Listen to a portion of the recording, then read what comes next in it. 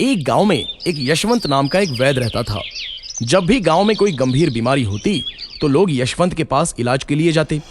एक बार यशवंत के पास एक आदमी जिसका नाम रामू था, वो रोते हुए यशवंत के घर आया और उसने यशवंत से कहा, यशवंत भैया, जल्दी मेरे घर चलो, मेरी माँ की तबीयत बहुत खराब है। वो किसी से बात ही नहीं कर रही, बस उसकी सांसें चल रही हैं। यशवंत अपना दवाइयों का बक्सा उठाकर उस आदमी के साथ उसके घर गया और उसकी मां को देखा।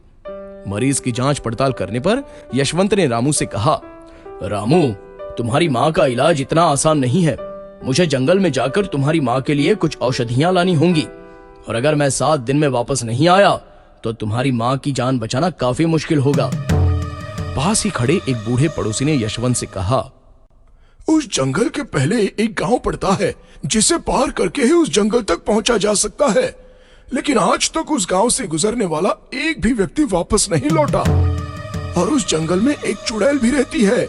यशवंत उस बूढ़े से कहता है, बाबा, आप मुझे डराइए मत, कोई चुड़ैल वगैरह नहीं होती। रामू यशवंत के सामने रोने लगा और उसने यशवंत से रोते हुए कहा, यशवंत भैया, कुछ भी करके मेरी माँ की जान बचा लो। यशवंत ने रामू को हौसला दिया और कहा, तुम फिक्र मत करो, अगर मुझे उस चुड़ैल का सामना भी करना पड़ा तो मैं करूंगा। तुम्हारी माँ के लिए वो जड़ी बूटी लाकर ही रहूंगा। तुम भगवान पर भरोसा रखो। यशवंत उस जंगल की तरफ जड़ी बूटियां लेने अपने गांव से निकला। चलते चलते यशवंत थक गया और रास्ते में एक पेड़ के पास बैठकर थोड़ा आराम करने लगा। तभी उसे पास में एक गांव दिखा और यशवंत ने सोचा कि आज की रात यहीं रुक जाना चाहिए। यशवंत उस गांव में घुसा तो उसने देखा कि वहां कोई भी नहीं है। यशवंत आश्चर्य में पड़ गया कि यह कैसा गांव है, यहाँ तो कोई भी नहीं रहता। यशवंत ने सोचा कि जरूर इस गांव में कुछ गड़बड़ है।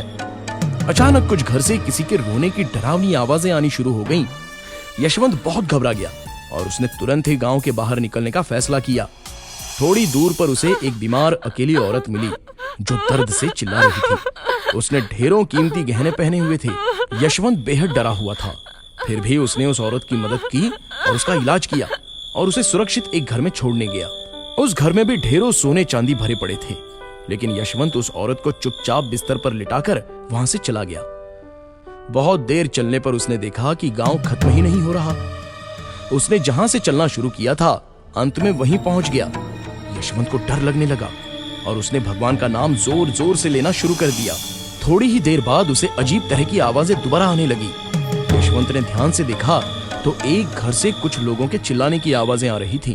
यशवंत डरते डरते उस घर के पास गया और उसने देखा कि अंदर कुछ लोग बंद हैं और खिड़की में से यशवंत की तरफ देखकर बोल रहे हैं, हमें बचाओ, हमें इस कैद से मुक्ति दिलवाओ।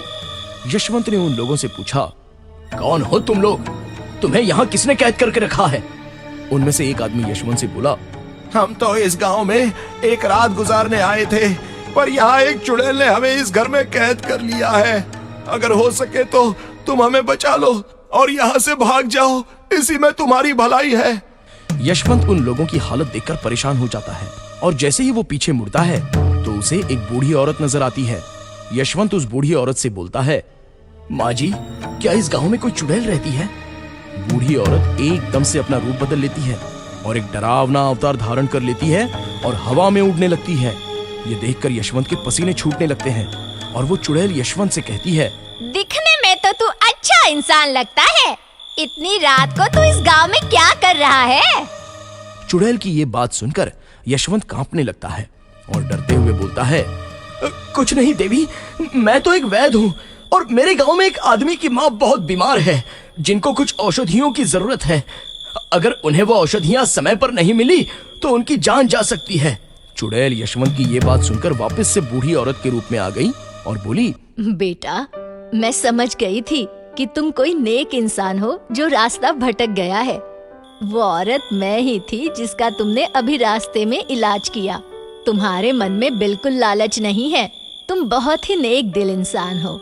यशवंत हैरान रह गया कि जो थोड़ी देर पहले उसे चुड़ैल बनकर डरा रही थी, वो वापस से एक बूढ़ी औरत बनकर उससे इतने प्यार से कैसे बात कर रही थी। यशवंत ने उस बूढ़ी औरत से कहा, माँ जी, आपने इन लोगों को इस घर में क्यों कैद करके रखा है? बूढ़ी औरत यशवंत से बोलती है, बेटा, ये लोग मेरे गांव में चोरी करने आए थे, इसलिए इनकी यही सजा है। जब तक ये लोग सच्चे दिल से माफी और अपनी जिंदगी में दोबारा चोरी न करने की कसम नहीं खाएंगे, तब तक मैं इन्हें यहाँ से जाने नहीं दूंगी। तुम एक नेक इंसान हो, तुम चिंता मत करो। तुम्हें जिन जड़ी बूटियों की जरूरत है, मैं तुम्हें उन तक चुटकी में पहुँचा दूंगी। तुम बस ऐसे ही लोगों की सेवा करते रहना। उस बुढ़िया ने एक चुटकी बजाई और यशवंत वहां से सीधा उस जंगल में जा पहुंचा जहां वो जड़ी बूटियां थीं। जड़ी बूटियां लेकर यशवंत अपने गांव वापस आया और उसने रामा की मां की जान बचाई और सभी गांव वालों को उसके साथ हुए करिश्मे के बारे में बताया कि जिसे सब लोग चुड़ैल समझ रहे थे, वो तो असल में एक देवी हैं जो अच्छे लोगों की सहायता करती है और बुरे लोगों को सजा देती है। सभी गांव वालों ने मिलकर उस देवी का एक मंदिर बनवाया और उस गांव में अब चोरों का आना बंद हो गया और सब खुशी खुशी बिना डर के रहने लगे। तो बच्चों, इस कहानी से हमें ये सीख मिलती है कि अच्छे लोगों के साथ हमेशा अच्छा ही होता है और बुरे लोगों के साथ बुरा होता है।